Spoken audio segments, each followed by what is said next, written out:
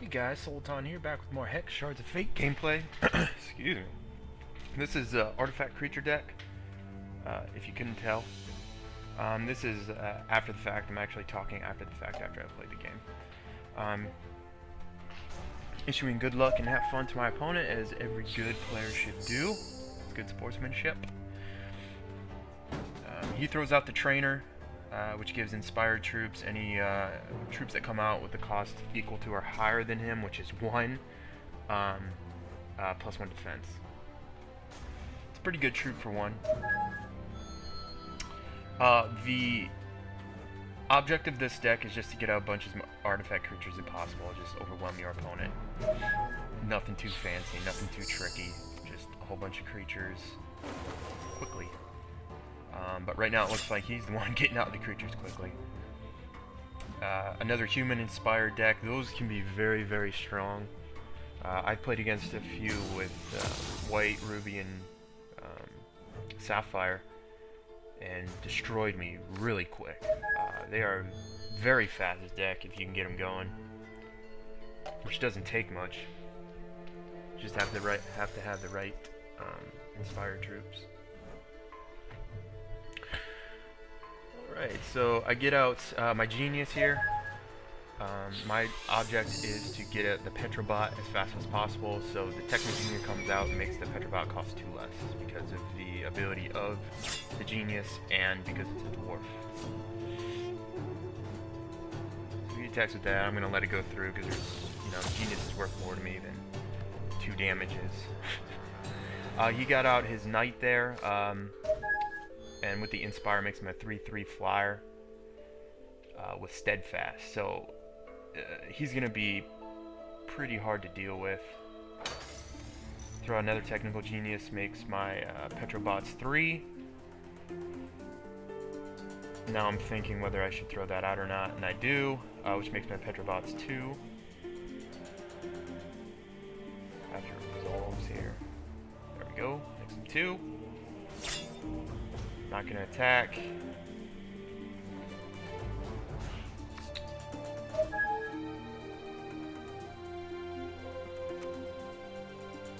Alright, he throws out Blessing of the Fallen, which is fine.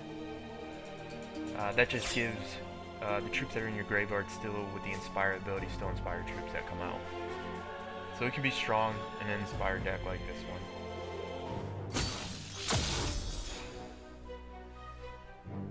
So he's at 23, I'm at 12 life. But with the hand I have, I'm feeling pretty confident about it. Now I throw out a Petrobot, which makes my other Petrobot cost 1. So I can throw out both of them this turn. Like that. Now he's got 2, 3, 5 flyers that he has to deal with. But white does have a lot of CC and control, so it's not hard for him to deal with it.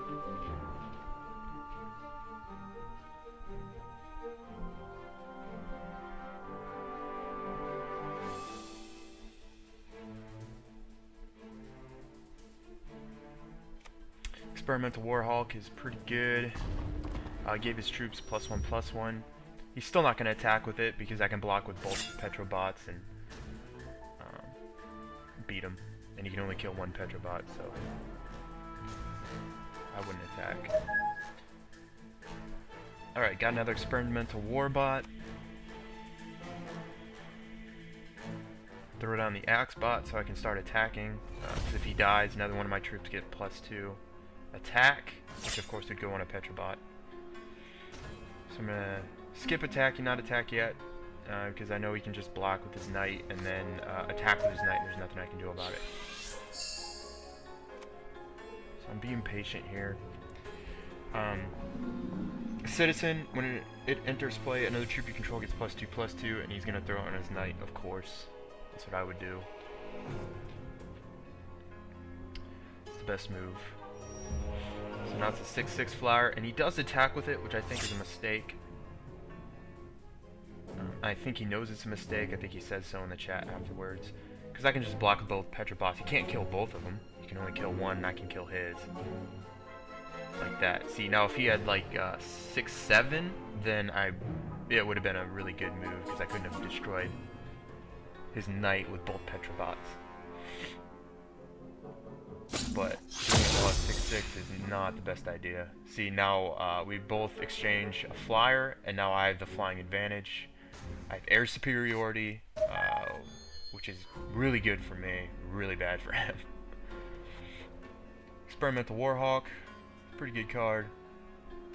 It's kind of expensive if you don't have a way to decrease its cost, though.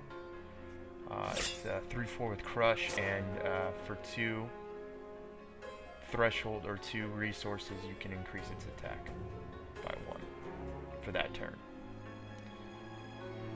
So I attack with my Axe bot and my Petrobot.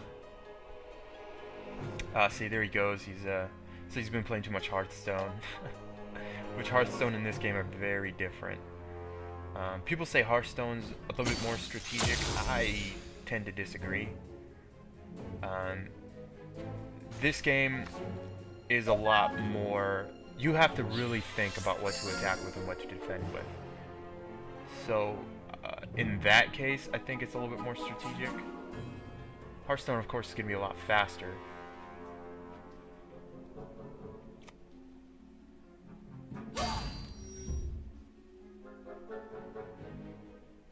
Okay, so he gets Elite out, which is a 5 costing 3/3. I think that is way too much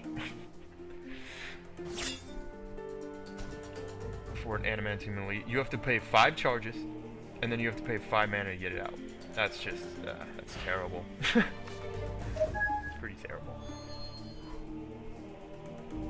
But it is a troop, and it does get inspired and so on and so forth. And I think they made it cost so much is that specifically so that any card that's out can inspire it, because the inspire works, you know, any cost equal to or above. So I think that's why it's so expensive. Alright, so I attack with my Petrobot, my Axebot, my Warbot with full mana, so he has to make a choice whether to attack the Experimental Warbot or not. And if he doesn't, then I won't cost any mana, and then I'll throw out another Warbot. If he did attack it, let's say with a 2-4 or 3-4, then I would just increase its attack by 1, and maybe not have been able to throw out the Warbot, but I would have gotten rid of one of his 3-4s if he.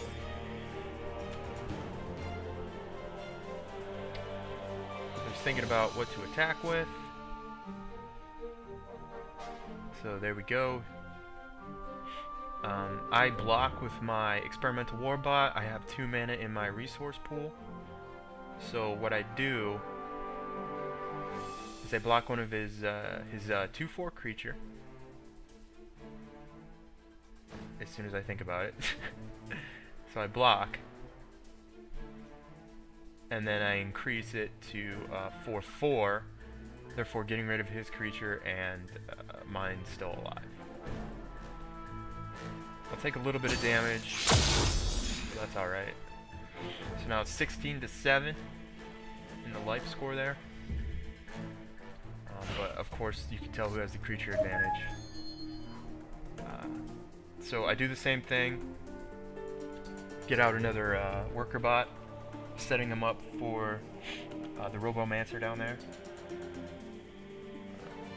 But I'm going to attack first and see if he blocks my Warbots. This is the reactive, versus proactive gameplay. Instead of being proactive about it, I'm being reactive. So I wait, see what he does, go into my second main phase. So he's going to destroy one of my attacking creatures, of course the flyer, which is the smart move. And then he doesn't, I don't think he blocks anybody. So I'm thinking about, should I, increase his attack? And I decided against it.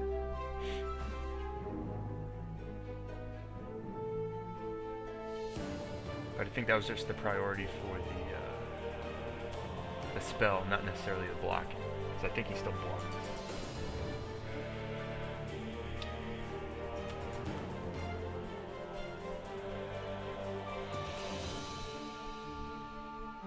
Yeah, so there he goes blocking, so I'm like, okay. I increase his to a 4/4, getting rid of that creature. He's gonna take out my other, well, he's not gonna take out my other bot. And he's just blocking the 2 damage. I want to go after the other crush. So I got rid of that creature. So now I throw out the Robomancer. So now I'm set up to be pretty well off.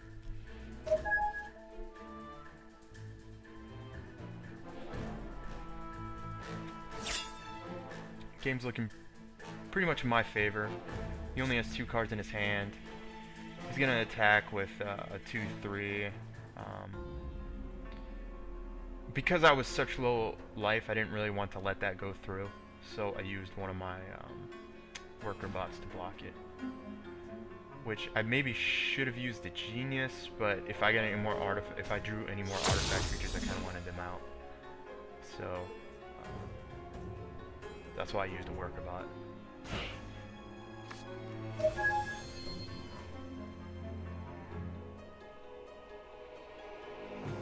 Now I'm going to go ahead and attack with the main 3, see what he does.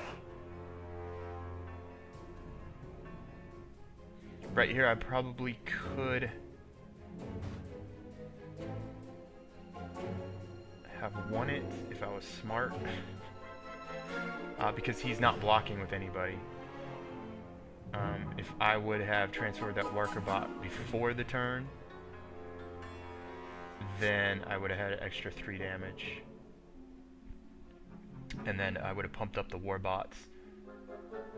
And that would have been game. But I didn't. I pumped up 1. I was like, okay, that's good. So I got him down to 4. Throw out another Robomancer. I totally forgot those things were unique. But at least it got rid of the tapped one and put out a non-tapped one. So it's more for a blocker now. But yeah, I totally forgot those were unique. It helps to read kids. At this point, he knows the game's over. Got another Robomancer. So I'm just like, okay, well, let's just attack with everybody. Except for the Robomancer. So I can turn that Warbot into a War Hulk.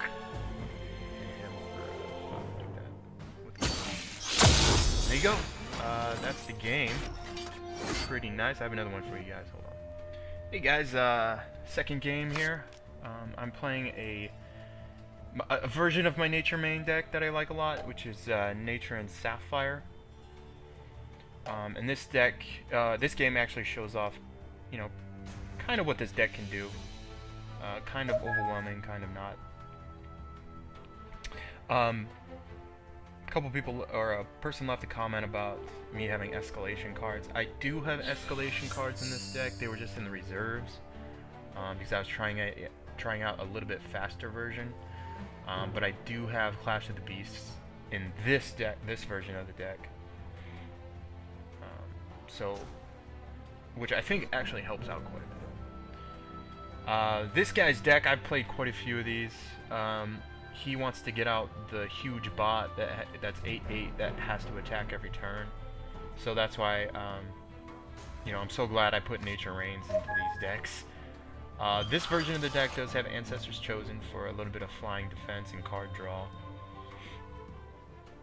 People know how good that card is. That card is super good.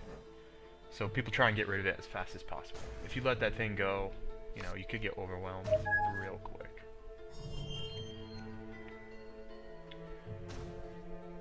So he's got a tricolor deck there.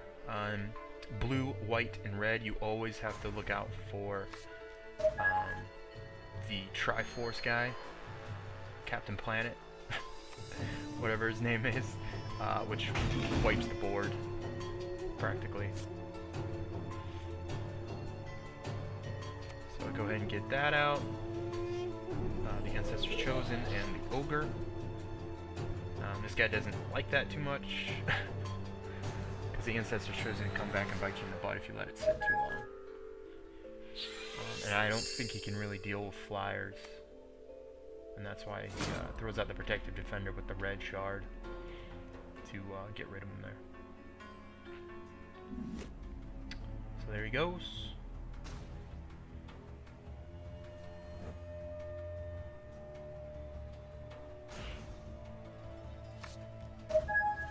Alright, I do have Menacing Grok because of all the green creatures that I have. The Menacing Grok with its tapping all of my enemy creatures can really overwhelm the opponent real quick. That's why I have him in this deck. Now, the only downside to him is that he needs 3 blue threshold, which could be a downside to this card. I'm really shaky on whether or not I want that in this version of the deck or not. There are other blue cards that I might be able to use that could be super game winners for me. Of course, I still have the Butterfly, which almost does the same thing, kind of. But what the Butterfly does is it makes all the other creatures defensive for the next turn, so they can't attack. But it doesn't tap them. But if you can just keep attacking with that Butterfly, there's nothing they can do. They can't attack. They would have to get out a defense of some sort, flying defense. And if they don't have any, then it's game over. The Butterfly will win the game for you. So he throws out another one of those. It hurts my Rhino there, which is good for me. Doesn't kill anything. Doesn't kill my Howling Brave. So, you know, I'm kind of setting him up here to block my Howling Brave, and then I'll throw the Wild Growth on it, like this. And there we go. Here goes this guy there, and I get 3 damage through. I'll get 5 health here. I'll go ahead and resolve it. Wait to see what this guy does.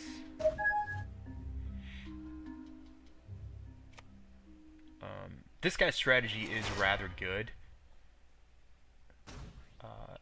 So, to defend myself against this kind of strategy, that's why I have Nature Reigns and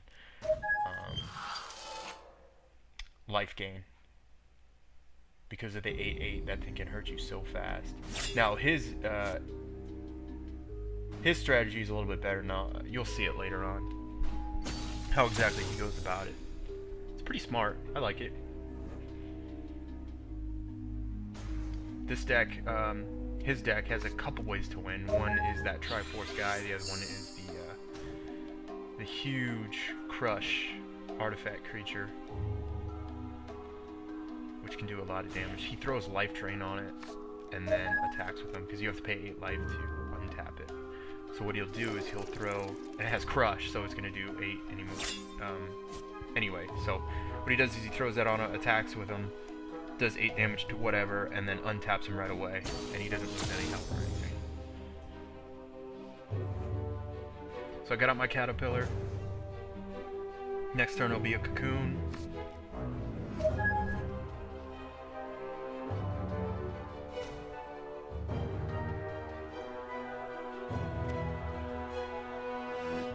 And there's Lord Alexander, one of the pieces of the Triforce, Captain Planet, whatnot. And the Inspire of Speed, I believe. So there you go, I'm going to transform into a giant caterpillar. And then I go ahead and try and get him to block this guy again, but I think he knows, you know, something's up. So he doesn't do it, and he'll just take the 1 damage.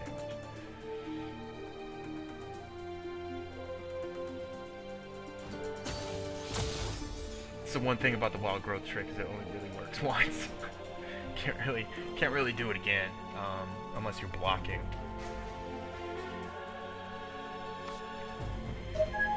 That's okay, that's 1 damage that goes through, so I'm happy with it. There he is, the Colossal Walker. So he pops out, and then the Inspire ability gives him speed. So he's an 8/8 with speed, and then he's going to throw Life Drain on it. Like, oh man. But that's why you have Nature Reigns in your deck. Say bye-bye. And there goes that card. And that's the only card he attacked with, so if he would have attacked with Lord Alexander, he probably would have gotten 3 damage off me. Which might have changed the game a little bit. But he didn't, because he thought the Colossal Walker was enough. So here's another Ogre. Throw out the Ogre. Proceed to attack phase, and then, I try to coerce him again, just to see. But again, he doesn't fall for it. I'll get him down to 10 now.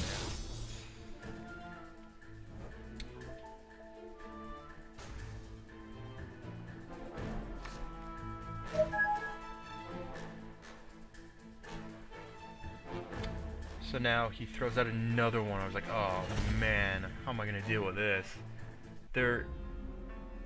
With my board now, there is nothing I can do. All I can do is kind of fend it off a little bit and wait till my butterfly pops, and then he can't attack. Because he has no defense against flying right now. I'm just like, ugh. So he's gonna do 8 damage to me, gain 8 health.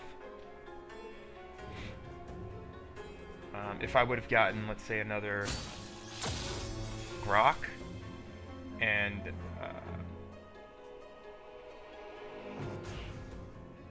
see, like right now, I don't know why he didn't untap it right away. Like I would have untapped it right away. I don't know if he was saving his health or something, but usually you untap it before your turn ends, so that you have an 8/8 defender. So, with that strategy in mind, which is what I was thinking he was going to do, that's why I have the Grok. I had the Grok. I was like, oh yeah, I can do that. Like, as soon as he untaps him, I can throw out the Grok, and it taps him again, and then he has to pay another 8 health, which I know he doesn't want to do.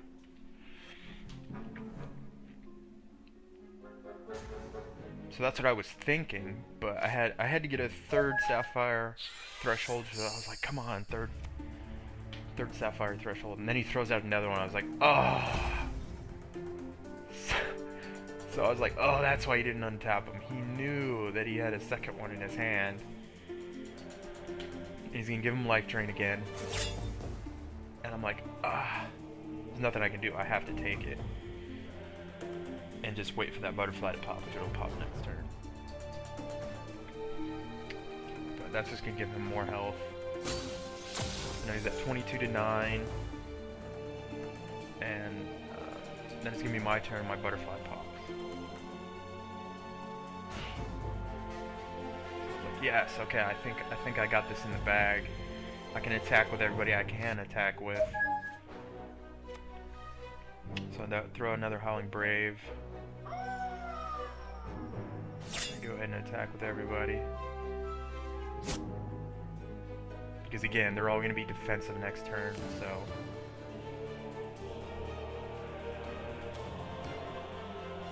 Still have that Wild Growth in my back pocket.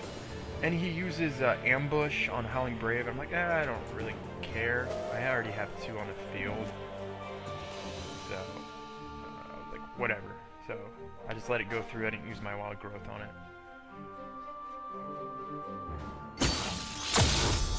There we go, knock him down to 12, my butterfly takes effect, and they're all defensive now, they can't attack.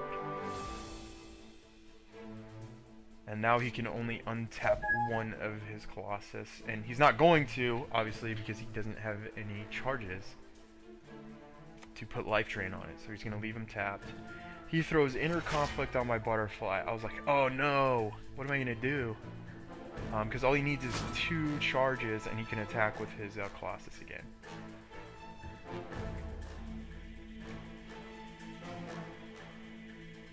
So, that thing takes effect and it hurts my Rhino again. That Rhino that can't attack or block, so I was fine with it. And then my Jidam comes out right when it needs to. I was like, oh, thank you. Another flyer that he can't deal with. So, I go ahead and go to attack phase. He says nice, because he knows he can't really deal with that either. So I throw out my Ogre. I know he's going to attack with his Protector. Why wouldn't you? That card goes straight into your deck after it's done. I'm like, okay, so I tap a Howling Brave, get 1 mana, throw Wild Growth on it, which pumps up my Chidim, however you say that card. So now you can 6/5 with Crush. 5 damage is going to go through. He's pretty much dead next game. He can't untap any of his guys now, because it's going to cost 8 health and I'll kill him. There's really nothing he can do. I don't know what he can draw, and he calls GG, so I'm like, okay, well, good game. So that's my Nature's main deck, blue. I'll see you guys next time.